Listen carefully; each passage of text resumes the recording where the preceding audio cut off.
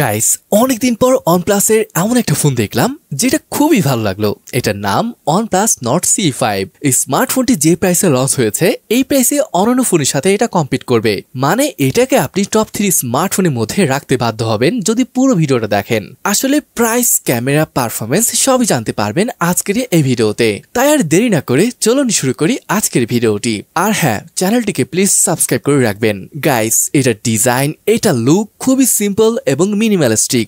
দেখে মনে হচ্ছে যেন এটা আইফোন 16 থেকে অনুপ্রাণিত হয়ে ডিজাইন করা, মানে সেম টাইপের camera module, same blue colour, একটু সাইজে ছোট করলে গরিবের আইফোন হয়ে যেত। যাই হোক, মজা করলাম আর কি। এটা রয়েছে 3টি colour option, marble mist, black infinity এবং নেক্সাস ব্লু। প্লাস্টিক ব্যাক এবং এখানে ম্যাট ফিনিশ দেওয়া হয়েছে, তাই ফিঙ্গারপ্রিন্ট নিয়ে কোনো চিন্তা করতে হবে না। এটার যে ফ্রেম রয়েছে এটাও পলিকার্বনেটের তৈরি। গাইস এই ফ্রেমটা দেখবেন খুবই পাতলা, মানে জাস্ট 8.1 মিলিমিটার। এখন বলবেন ভাই কই পাতলা? আরে ভাই এখানে 7100 mAh এর মতো বড় ব্যাটারি ব্যবহার করা হয়েছে। এবার বলেন ফোনটি আসলেই পাতলা না? হ্যাঁ, এটা যেমন দেখতে পাতলা তেমনি 7100 mAh এর ব্যাটারি ব্যবহার করা সত্ত্বেও এটার ওয়েট এসে দাঁড়িয়েছে 200 গ্রামেরও কম। ওকে, পোর্টস এবং বাটন নিয়ে বলে এখানে নিচের দিকে রয়েছে speaker grille, USB Type-C port, microphone এবং SIM card tray.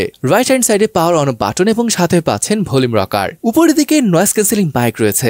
Left hand সাইডে এবার কিছুই নেই, যদিও এখানে Nord 5 এ আমরা প্লাস কি দেখেছিলাম। এখানে যে সিম কার্ড স্লট রয়েছে এটা হাইব্রিড সিম কার্ড স্লট। এটা খারাপ না, হয় দুইটা সিম, না হয় একটা সিম এবং একটি SD কার্ড ব্যবহার করতে পারবেন। এই জিনিসটা অনেকেরই ভালো লাগবে। এখানে IP65 এর রেটিং রয়েছে। প্রাইস হিসাবে এটাকে আপনি ঠিকঠাকই বলতে পারেন।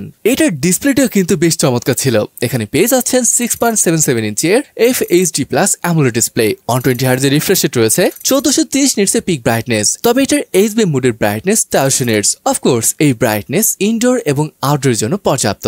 এটার ডিসপ্লের বেজেল গুলোকে অনেকটাই পাতলা করা হয়েছে, বাট চেন কিছুটা মোটা দেখতে লাগছে যদি সাইডের বেজেলের সাথে তুলনা করতে যান। তবে ওভারঅল দেখতে খারাপ লাগছে না। 94.10% হলো এটার average screen to body ratio. But এখানে যে কি প্রোটেকশন ইউজ করা হয়েছে সেটা আসলে বলতে পারছি না। মাল্টিমিডিয়া বলে হ্যাঁ, ডিসপ্লেটি তো বেশ চমৎকারই ছিল, কালার টালারও বেশ ভালো লাগছে। ওয়াইড ভাইন এলনের সাপোর্ট রয়েছে। HDR কন্টেন্ট নেটফ্লিক্স বলেন আর ইউটিউব সবখানে দেখতে পারবেন। তবে এখানে একটা কথা আছে, এখানে কিন্তু স্টোরি স্পিকারের সেটআপটা থাকছে না, এখানে মনো স্পিকারের সেটআপ রয়েছে। OnePlus এর উচিত ছিল এখানে স্টোরি স্পিকারের সেটআপটা দেওয়া, বাট এটা না থাকলেও এটা কিন্তু বেশ লাউডই বলতে পারেন। ভিডিও দেখতে তো ভালো লাগবে, বাট সাউন্ড অ্যাভারেজ বলতে পারেন। এবার আসুন আমরা এটার স্পেসিফিকেশনে কথা বলি। OnePlus এখানে ভালো কাজ করেছে, বিশেষ করে এই প্রাইস রেঞ্জে। কারণটা হলো এখানে ব্যবহার করা হয়েছে MediaTek Dimensity 8350 প্রসেসর। আমার মনে হয় 22-30 হাজার রুপির ফোন হিসাবে এটা বেশ পাওয়ারফুল একটা ফোন হবে। আবার এখানে এটার আনসার স্কোরের কথা যদি বলি, এটার স্কোর 1.4 মিলিয়নের মতো স্কোর আসছিল। এটা এত ভালো লাগার কারণ হলো আপনি যদি OnePlus Nord CE4 এর সাথে তুলনা করতে যান দেখবেন ওইটার ডাবল বলা যায় এটার স্কোর। এই ফোনটির 3টি আলাদা আলাদা ভ্যারিয়েন্ট রয়েছে, 8/128, 8/256 এবং 12/256 GB, LPDDR5X RAM টাইপ এবং স্টোরেজ টাইপ UFS 3.1। আর গেমিং পারফরমেন্সে যদি বলি, এখানে ভাই এটা স্টেবল একটা চিপ, থার্মাল কন্ট্রোলে থাকে, খুব বেশি গরম হয় না। জেনশিল ইম্প্যাক্টের মতো গেম অ্যাভারেজ 48.8 FPS আসছিল, যেটা ভালো ব্যাপার। COD 120 FPS এ খেলতে পারবেন, তবে PUBG 90 FPS এ খেলার সুযোগ রয়েছে। মোট কথা হলো পারফরমেন্সের ক্ষেত্রে এখানে কোনো কম্প্রোমাইজ করা হয়নি। আরো চমৎকার একটা ব্যাপার হলো এখানে 7100 mAh এর মতো বড় ব্যাটারি ব্যবহার করা হয়েছে, যেটা আরামসে 1-2 দিন নর্মাল ইউজে চলে যাবে। আর ভাই চার্জ শেষ হলে তো প্রবলেম নেই, কারণ সাথে থাকছে 80 ওয়াটের ফাস্ট চার্জিং। ওএসতে বললে এখানে রয়েছে Oxygen OS 15 base on Android 15। আপডেটও পর্যাপ্ত থাকছে, 4 বছরের মেজর অ্যান্ড্রয়েড আপডেট, সাথে রয়েছে 6 বছরের সিকিউরিটি আপডেট। এটা কিন্তু ভালো কাজই করেছে OnePlus। এখানে অনেক ফিচার পেয়ে যাবেন। তাদের নিজেদের তৈরি ডায়ালার, AI কল অ্যাসিস্ট, যেটা দিয়ে ট্রান্সলেট ট্রান্সক্রাইব করতে পারবেন। সার্কেল টু সার্চ রয়েছে। এছাড়া ফটো এডিটিং এর জন্য পর্যাপ্ত AI ফিচার রয়েছে ফোনটিতে, এই যেমন রিফ্লেকশন ইরেজার, ফটো আনব্লার, এগুলো আর কি। তবে কিছু থার্ড পার্টি অ্যাপও রয়েছে, যদিও এগুলো OnePlus নিজেদের। হ্যাঁ, চাইলে আবার রিমুভও করতে পারছেন। ওকে, কানেক্টিভিটি নিয়ে যদি বলি, এখানে 5G, dual 4G VoLTE, Wi-Fi 6 এবং Bluetooth 5.4 এর সাপোর্ট পাচ্ছেন। যদিও NFC এখানে নেই, তবে আই ব্লাস্টার কিন্তু থাকবে, যেটাই ক্যামেরার মাঝখানে বসানো হয়েছে। সেন্সরও সবই রয়েছে, in display fingerprint sensor, face unlock, আর এগুলো সবই ভালোভাবে কাজ করে। Let's talk about camera. ফোনটিতে ডুয়েল ক্যামেরা সেটআপ রয়েছে, যার মেইন সেন্সর হিসেবে রয়েছে 50 মেগাপিক্সেলের মেগাপিক্সেলের সনি LYT600 সেন্সর।